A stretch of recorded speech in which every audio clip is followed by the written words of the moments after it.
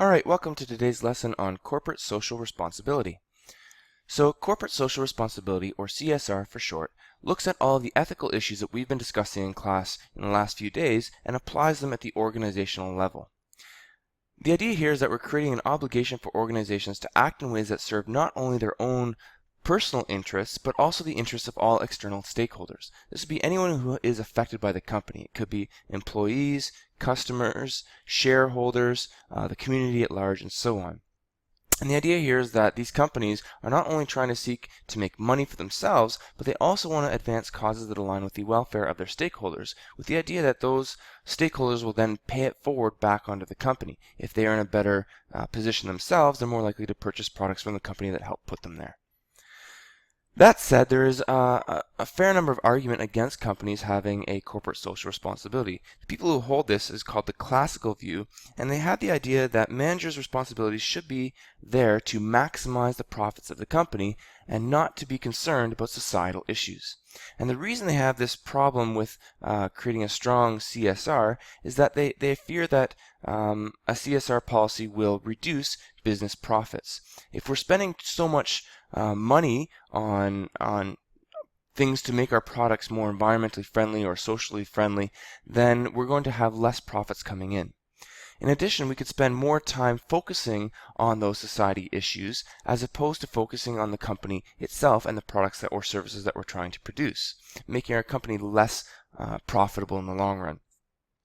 Another argument against the CSR is that the idea that companies today already have an extensive amount of power over the consumers.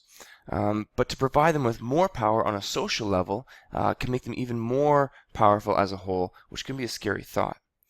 And the final argument that we have is a lack of public accountability. So typically, people who are engaged in social issues are politicians. And politicians are accountable to the public that they serve. So if they make a mistake or they do something incorrect, they can be voted out of office. This isn't true for those who are executives of companies. So if a company tries to get into the social game and starts trying to make social decisions and so forth, there's no accountability there. So if they mess up, the public can't just remove them from office or from position. So there's no accountability there. As much as there's arguments against strong CSRs, there are also equally arguments in favor of social responsibility. Those who believe in these arguments are said to hold a socioeconomic view of corporate social responsibility.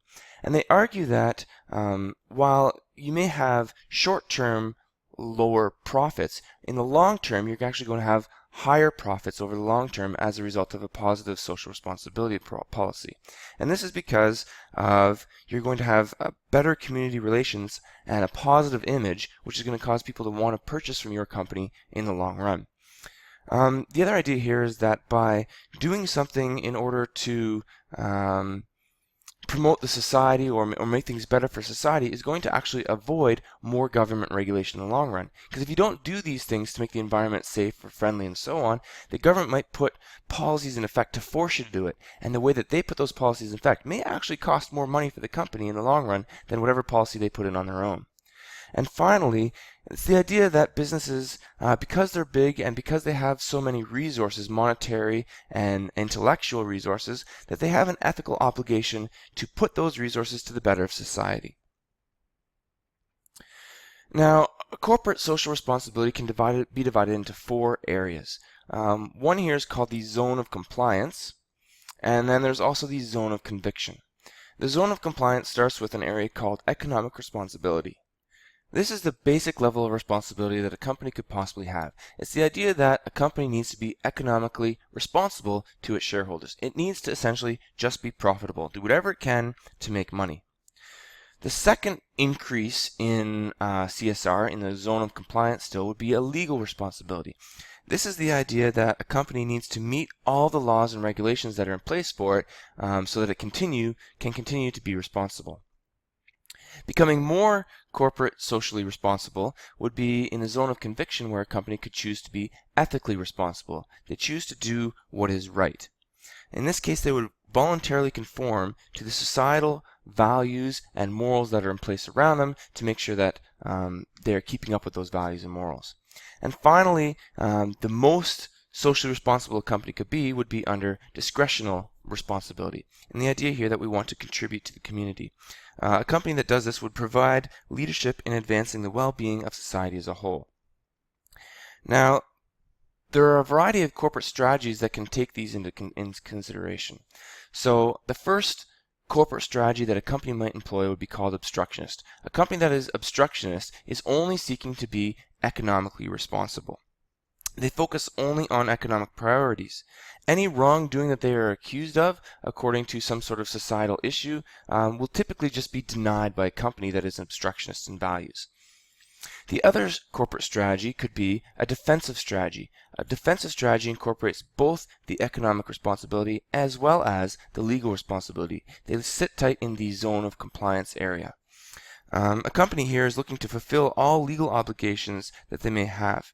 A company here would be a little bit more progressive in that they might be willing to respond to activists in their area or in their field. But still, any issues that are brought towards them will typically be denied by a company that is in this area. The next corporate strategy we might have would be called accommodative. So they are going to be complying in these three zones here: economic responsibility, legal responsibility, as well as ethical responsibility. A good example of a company that would be in this area would be an oil company that is more than willing to go and clean up after an oil spill because it's the ethical thing to do. They're going to do whatever they can to try and keep it clean. However, they wouldn't go the next level step to discretionary because they wouldn't be pushing forward to try and do whatever they possibly can to prevent the next spill. The final and most corporate socially responsible company would be considered a proactive company, and they go through all four zones of conviction and compliance.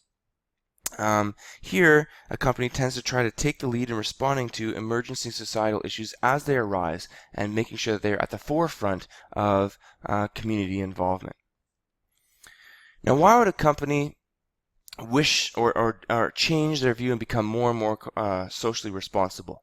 Well, there's a number of reasons that can drive those at the top level management to make those decisions. The first is that people, they may believe that people tend to do their best within a balance of work and family. So they want their employees to not only have work time, but they want them to have as positive a family time and time at home as they possibly can. And the more that they can balance that, the more better they will do at work, which is more profitable for the company. Secondly, they may believe that organizations perform best in a healthy community. So by being more socially responsible to the community around them, that community becomes stronger, more affluent, and is more likely to spend money on that company in return, making it more profitable in the long run. The third idea would be that the belief that organizations gain by respecting the natural environment. The more we respect the natural environment, the more is there to provide back for us.